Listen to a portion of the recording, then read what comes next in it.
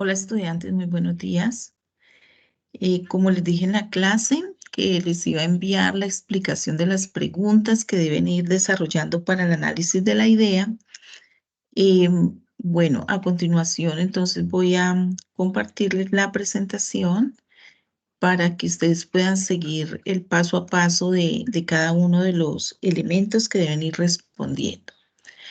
Entonces aquí ya les había explicado sobre el concepto de empresa y la importancia que tienen las empresas pues en nuestro entorno y sobre todo en nuestro entorno económico.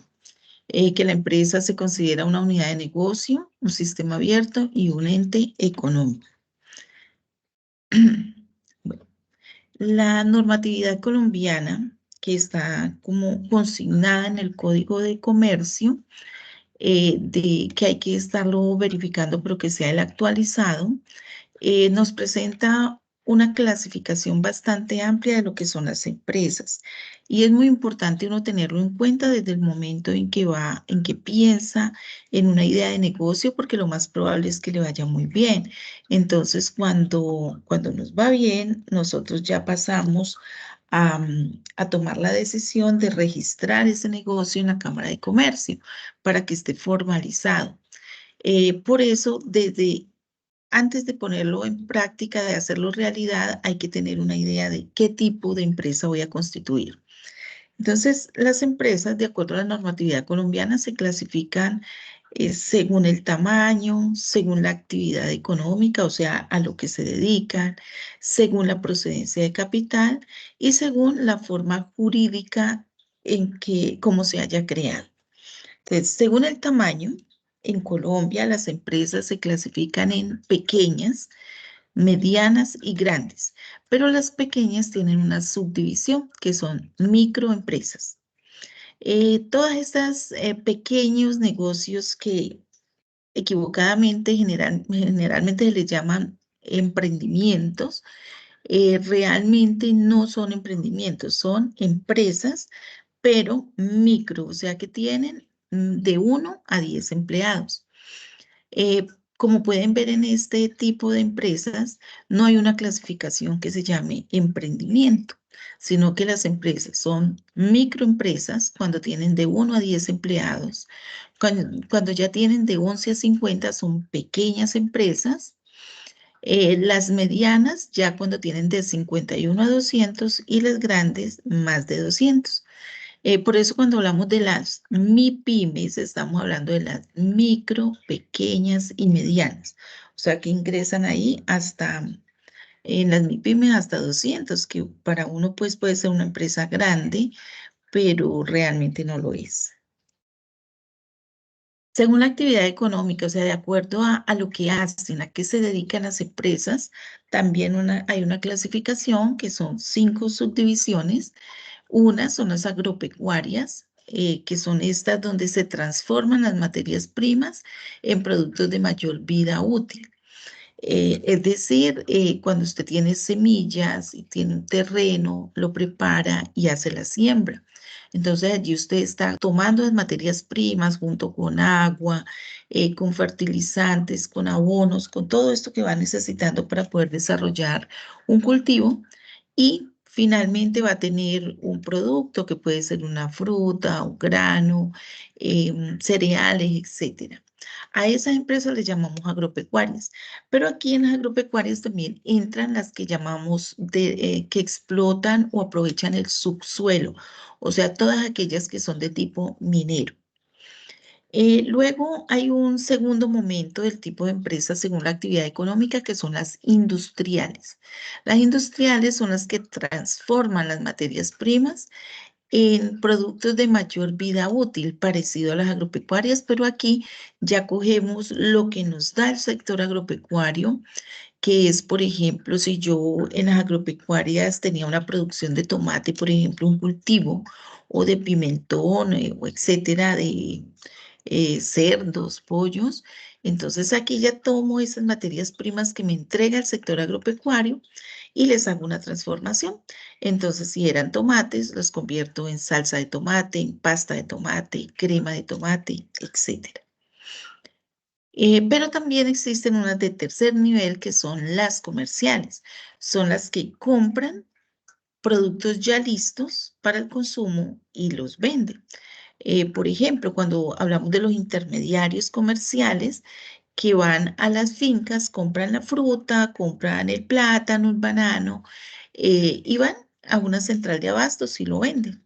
Entonces ellos no se están esforzando en toda la producción, en todos los riesgos que lleva la producción, sino que ponen a disposición unos camiones o un camión, van y compran los productos y ya tienen en una plaza de mercado o una central de abastos quien se lo compre. Lo mismo con las industriales. Entonces tenemos, por ejemplo, a Colombina, pero Colombina tiene unos clientes que compran sus productos y los venden en sus tiendas, en sus supermercados, etcétera. Otro tipo de empresa, según la actividad económica, es la de servicios, o sea, donde vendemos intangibles, es decir, eso que no se ve. Por ejemplo, ustedes del sector agropecuario, cuando dicen, bueno, yo puedo hacer una asistencia técnica en vacunación de cerdos. Entonces, usted no está vendiendo el producto, que es la vacuna, por ejemplo, porque usted la adquiere en otra parte, o el dueño de los cerdos la compra. Usted que lo que vende, el saber. Usted sabe vacunar para que los cerdos reciban la dosis que necesitan y no vayan a tener problemas de salud. Entonces, los servicios se dedican a la compra y venta de bienes intangibles. Puede ser también como el turismo, el transporte, educación, salud, que lo que usted recibe es un beneficio, pero un beneficio no tangible, o sea, que no se puede ver, que no se puede tocar, sino que se experimenta. Y con todo este desarrollo tecnológico de las redes de comunicación, digámoslo así, están las tecnológicas o del conocimiento, que son las que producen y comercializan, valga la redundancia, productos y servicios generados a partir del conocimiento. Entonces ya son, por ejemplo, las entidades o las personas que reparan, por ejemplo, computadores o que desarrollan un software o una aplicación que está tan de moda en esta época. Bueno, otro tipo de clasificación de las empresas es de acuerdo a a la procedencia de capital, es decir, de dónde viene el dinero con el que se crean. Entonces pueden ser públicas, privadas o mixtas. Las públicas son aquellas como el INTEP, por ejemplo, como los hospitales, los colegios que llamamos públicos del Estado, donde es el gobierno el que los construye, el que paga profesores, el que garantiza el funcionamiento de esa entidad. Las privadas son aquellas que no tienen intervención económica del gobierno, sino que son personas particulares que ponen sus ahorros o dineros productos de un crédito bancario, lo ponen a servicio de una idea de negocio para hacerla realidad. Y las mixtas son las que combinan estos dos tipos de capital, un poco de público y un poco de privado. Por ejemplo, la Universidad UCEBA, la Universidad Tecnológica de Pereira, tiene capitales privados, pero también tiene apoyo del Estado. Entonces, allí hay carreras que son muy económicas o incluso con matrícula cero, como en el INTEP, pero también hay otras que sí se paga la matrícula plena de 4, 8, 10 millones de pesos porque las cubre el capital privado. Bueno, otro tipo de clasificación de las empresas es según la naturaleza jurídica, es cómo está conformada esa empresa. ¿Tiene socios, no tiene socios? ¿Cuál es la intención de la empresa? Entonces aquí esta clasificación se subdivide en dos, que son las naturales y las jurídicas. Naturales es cuando yo como persona, en mi caso, por ejemplo, Marta Sastoque, crea un negocio, abre un local, una oficina de asesorías y en mi RUT, yo voy a la Cámara de Comercio y en mi RUT registro un establecimiento de comercio. Entonces ahí en el mismo RUT colocan el nombre de ese establecimiento de comercio y ese negocio es solamente mío, no tengo socios, no es de nadie más. Y yo desarrollo mi actividad profesional a través de ese nombre de esa empresa. En este tipo de empresas, el NID o el RUT tiene el número de cédula de la persona que está registrando el negocio. De otro lado, cuando son personas jurídicas, estas personas tienen otra clasificación y miren ahí que es bastante amplia. Se clasifican en las jurídicas, con ánimo de lucro y sin ánimo de lucro.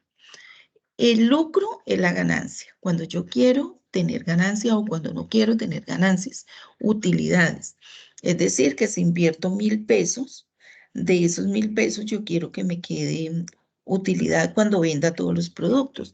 Entonces, si invertí 1.000 pesos, pues por lo menos que me queden 400, o sea, que las ventas sean de 1.400, de 1.500 con ánimo de lucro. Entonces es cuando yo me organizo, me asocio con otras personas, y pongo el dinero, ya sea de ahorros o de créditos, para desarrollar una idea de negocio, pero porque quiero tener ganancias, tener utilidades, o como se llama técnicamente, tener rentabilidad.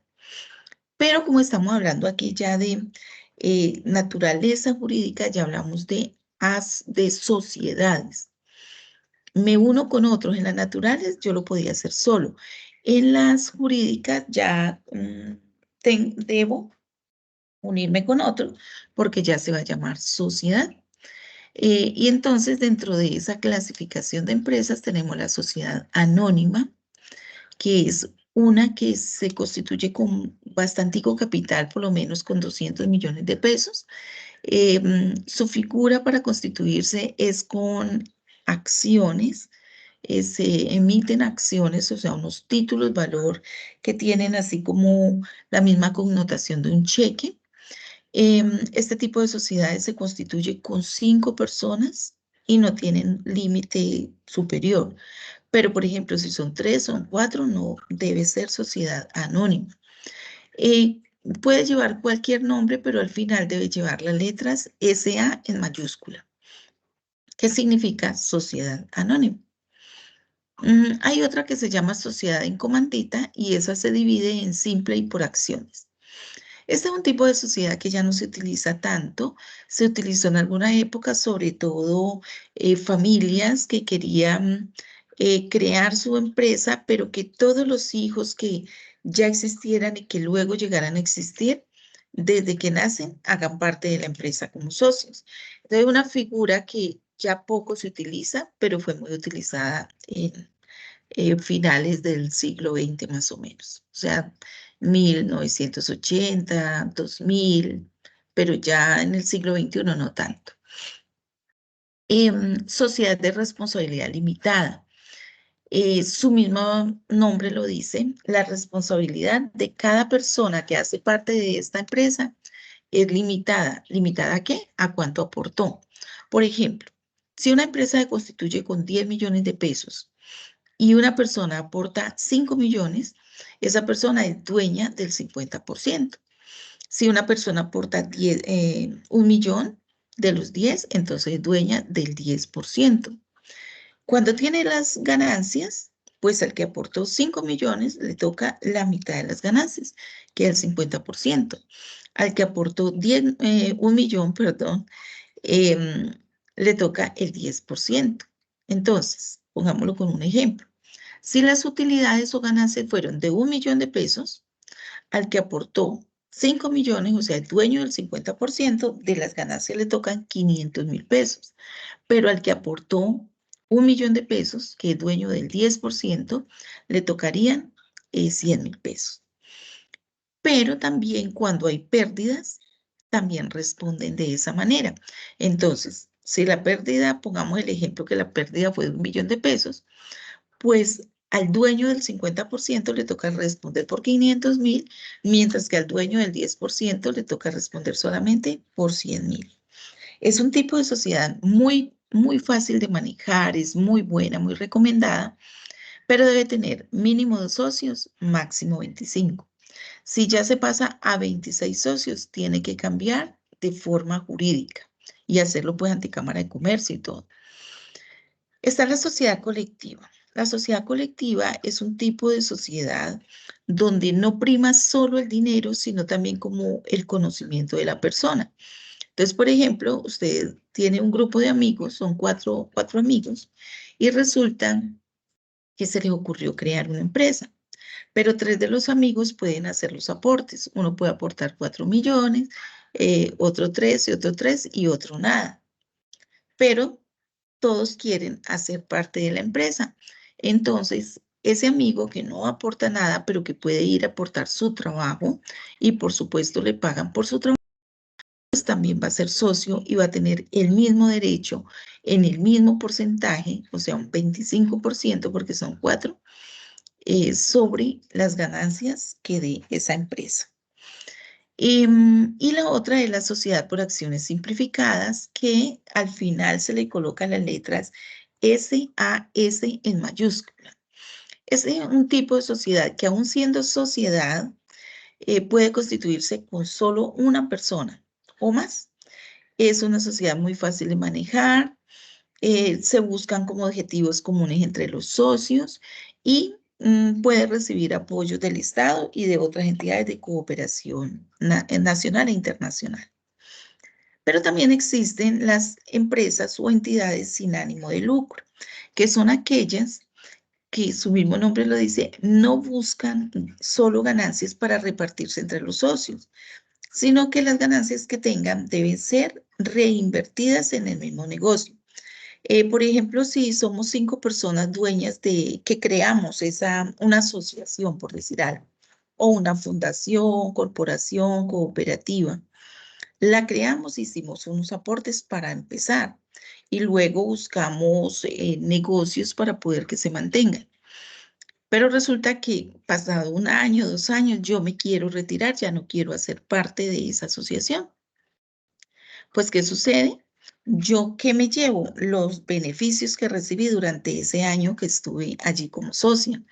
A mí no me puede, no, yo no puedo ir a reclamar que me devuelvan que con mi dinero con el que yo aporté se compró una máquina de moler o se compró un computador, un escritorio. No, todo eso queda para esa sociedad y para todos los que sigan allí. Por eso se llama sin ánimo de lucro. Y generalmente se crean para beneficiar a otros. No solo a uno mismo, sino a otras personas. Por eso hay sociedades y hay fundaciones que se dedican, por ejemplo, que la fundación para ayudar a los niños de cáncer. Entonces, quienes crean la sociedad no están buscando que les quede dinero para ellos, sino para poder ayudar a los niños con cáncer.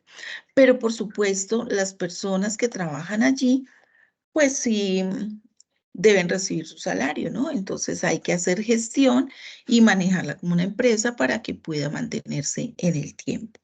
Entonces, estas sin ánimo de lucro son fundaciones, asociaciones, corporaciones, cooperativas, fondos de empleados y veedurías ciudadanas.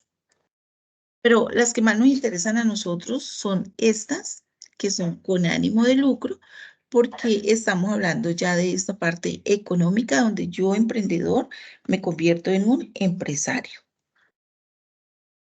Todo eso ya lo expliqué, lo que tiene que ver con la idea de negocio, la propuesta de valor y todo eso que buscamos. Esta fue la tablita que les dije, que es con la que hay que empezar el trabajo. La tablita debe ir allí incluida en el trabajo, donde recuerden que si son 3 integrantes del grupo, pues deben haber como mínimo 3 ideas que analizaron. Si son 4, pues deben haber 4. Si quieren poner 5 o 6, pues no hay problema. Y con la calificación, y aquí al final el total les dice cuál es la idea más factible para desarrollar. Esta 1 la hicimos en clase. La 2, que es definir la propuesta de valor. Recuerden, aunque lo manejamos allí en clase, pero recuerden que es pensar en cuál es ese componente como innovador, que es eso que va a marcar diferencia entre mi producto o mi servicio con el de la competencia, o sea, con otras empresas que venden lo mismo que yo voy a vender. Entonces allí no es solo decir una palabrita, sino ampliar un poquito, especificar, documentar esa idea. Por ejemplo, si usted soporta el valor diferencial de su empresa en que son productos orgánicos, pues usted tiene que documentar eso para poder que tenga peso como en el desarrollo o en el soporte de la idea si yo fuera a negociar con alguien mi plan de negocio o si voy a buscar socios, por ejemplo. Luego hay un punto 3, este sí no se los expliqué en clase, entonces aquí ya parte a explicar esos otros puntos que son los clientes potenciales y las necesidades que satisfacen. Sí, no, sí se los expliqué y les hice un cuadrito. Entonces recuerden que allí donde dice característica en el cuadrito, es decir, como qué tipo de cliente. Entonces, si yo tengo, por ejemplo, producción de fruta, ¿sí? Yo tengo producción de frutas para la venta. Entonces, yo puedo decir, mis clientes potenciales son las fruterías o las revuelterías. Entonces, en característica pongo revueltería. Luego dice ubicación, entonces, bueno, dependiendo del tamaño de mi negocio, yo voy a decir, dependiendo del tamaño de mi negocio, yo voy a decir si, dependiendo del tamaño de mi negocio, yo voy a decir si eso da para expandirme o abrirme a todo un mercado de varios municipios o solo del municipio donde estoy. Entonces, voy a determinar un mercado local, un mercado regional, departamental, pero dependiendo de cuánto puedo producir. Entonces, allí, cuando yo ya defino eso, entonces digo, bueno, yo le voy a vender mis frutas, se las voy a vender la, mm, a la revueltería o a las revuelterías, ¿de dónde? Del municipio de Roldanillo. ¿Y cuál es la característica que satisface? Es que van a tener frutas frescas y de buena calidad a tiempo en sus negocios. Por ejemplo, si yo sí puedo expandir mi mercado o que también quiero entrar a supermercados, entonces coloco en características supermercado. ¿De dónde esos supermercados? Entonces, si tengo una fruta de muy buena calidad, de primera, entonces yo puedo decir, quiero entrar también a los mercados de cadena. Entonces usted coloca allí ¿de dónde? Entonces, de Pereira, de Armenia, de Cali. ¿Y cuál es la necesidad que satisface? Entonces, esos mercados de cadena que van a comprar su producto, ¿cuál es la ventaja que tienen? Entonces, por ejemplo, que son productos agroecológicos o productos orgánicos. Entonces, usted en necesidad que satisface, pues va a colocar eso, que estos mercados van a poder tener un producto sano, de buena calidad, que le van a ofrecer con mucha garantía a su cliente. Luego, la pregunta que sigue es, ¿cuáles van a ser sus canales de distribución? Entonces allí, como dijo, por ejemplo, que va a vender a las revuelterías de Roldanillo. Entonces usted va a decir, bueno, para el mercado local, que son las revuelterías, voy a utilizar por ejemplo, el alquiler o el pago de flete para transportar el producto hasta los diferentes escenarios de compra. Entonces usted ahí tiene que estar pensando que va a contratar a alguien que tiene una camioneta o un camión y que le va a ir a hacer todas las visitas a los negocios de ese tipo que usted decidió para hacer la entrega de los productos y en determinadas horas y bajo tales cuidados. Pero usted también puede decir que usted va a comprar su vehículo, que va a ser una turbo de tanta capacidad para poder hacer esas entregas. Y lo mismo, por ejemplo, si dijo que también va a ir a supermercados de cadena en Cali, en Pereira, en Armenia, entonces, ¿cómo va a hacer usted esas entregas? ¿Va con el mismo camión que usted está haciendo la distribución diaria o va a contratar a una empresa especializada especializada pues, en transporte para que le haga ese servicio? Bueno, luego, ¿qué medios de comunicación va a utilizar para contarle al cliente sobre su producto o servicio? Aquí entonces piense muy bien porque no es solo decir, lo primero que le ocurre a la gente en esta época es redes sociales. Pero, por ejemplo, si usted no le va a vender a todo el mundo, porque las redes sociales llegan a todo tipo de personas, entonces usted resulta que tiene para la venta guayaba coronilla y va a colocar por las redes sociales, entonces yo puedo ver la publicidad y decirle, mire, yo necesito 1 kilo de guayaba coronilla. ¿Eso es lo que usted quiere? Que empiece mucha gente a pedirle de a kilo de guayaba coronilla. Usted tiene todo el escenario logístico para poder responder a eso, o esa es su intención. Entonces, si esa fuera su intención, tendría que estar en tipo de clientes también las familias del municipio. Pero si esa no es su intención, estar entregando por kilos, entonces tal vez las redes de comunicación como el Facebook, Instagram y YouTube no sea el medio más apropiado para hacer la publicidad. Pero tal vez sí el WhatsApp, porque con el WhatsApp puede llegar directamente a ese tipo de clientes que usted ya tiene identificados, que son como minoristas o mayoristas. Por ejemplo, si usted, sigamos con el mismo ejemplo, entonces usted va a decir, voy a sacar volantes y vamos a llevarlos a ponerlos bajo puerta a puerta. ¿Será que ese es el mejor medio de comunicación? Entonces empiece a analizar. Recuerden que hay pauta radial, que hay perifoneo, hay volantes, hay vallas que se colocan en diferentes puntos estratégicos de los pueblos, pero que son bastante costosas. Hay publicidad por redes sociales, hay periódicos, revistas,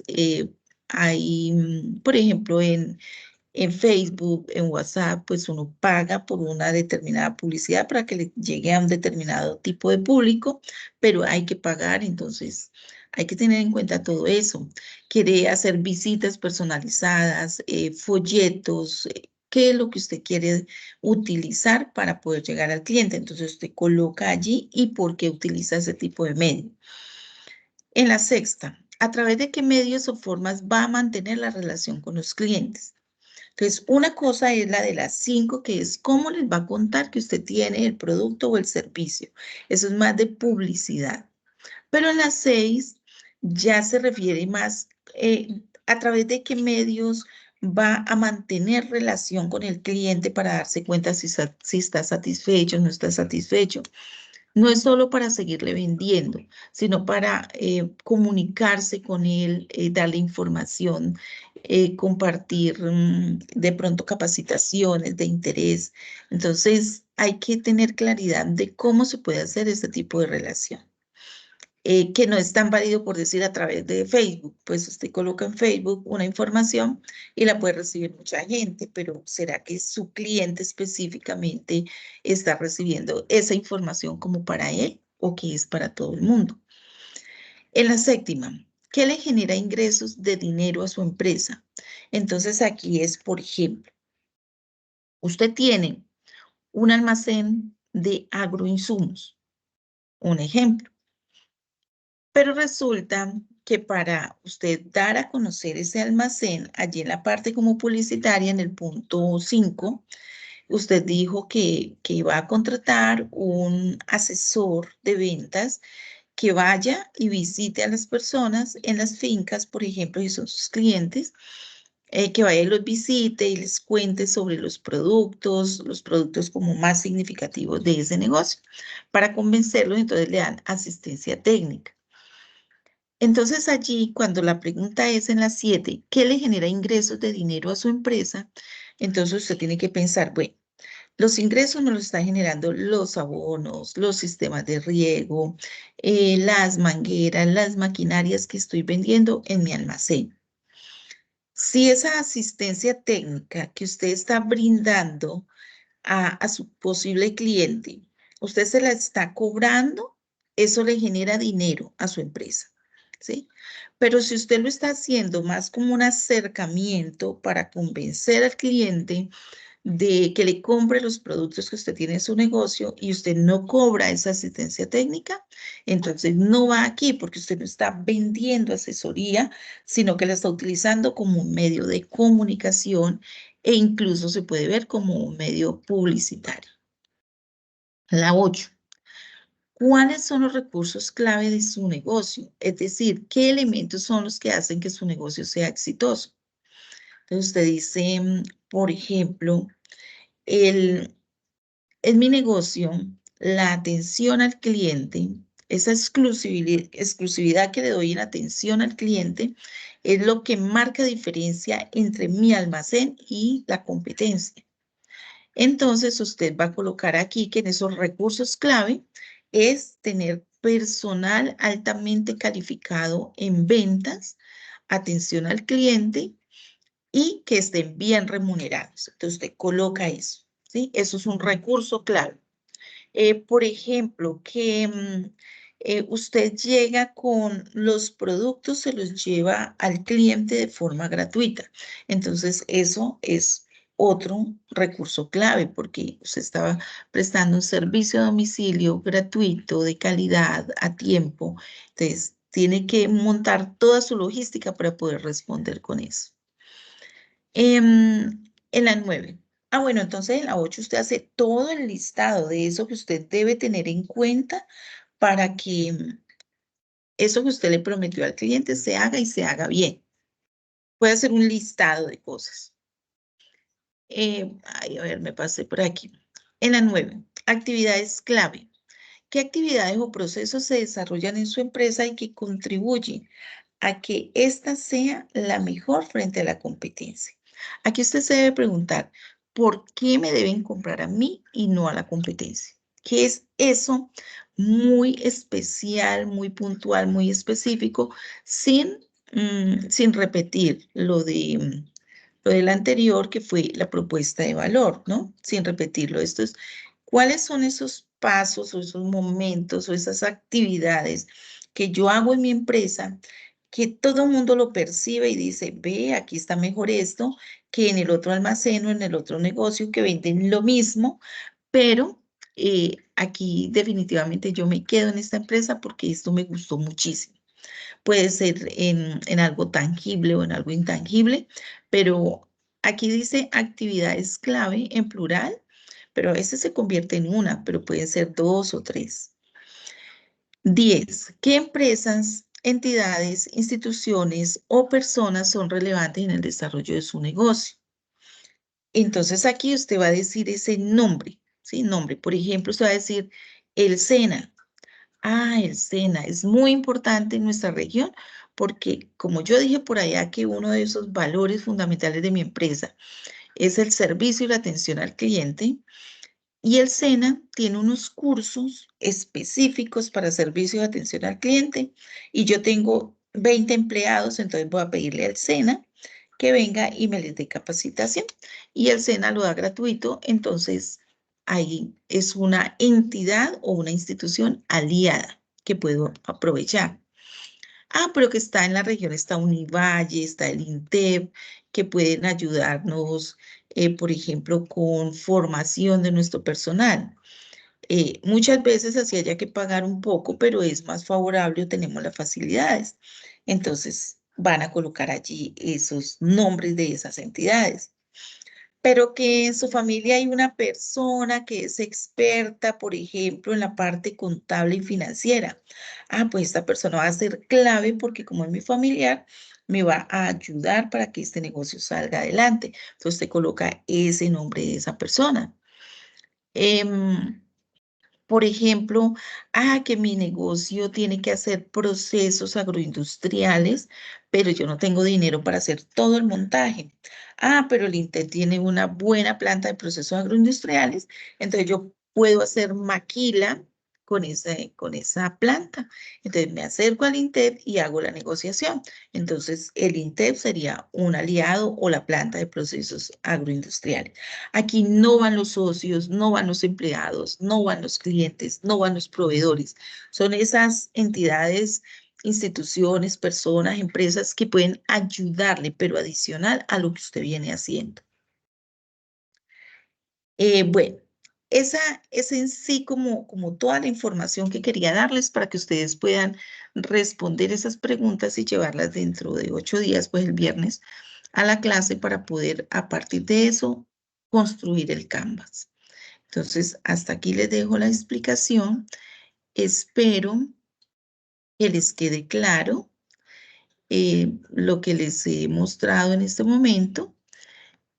Pero la idea es que así no lo entienda perfectamente, lo haga. No vaya a llegar a la clase sin llevar todo ese bosquejo de esas preguntas para poder avanzar. Porque recuerden que la próxima es la 8ª clase y ahí ya tenemos que terminar este trabajo. Entonces voy a dejar de compartir por acá.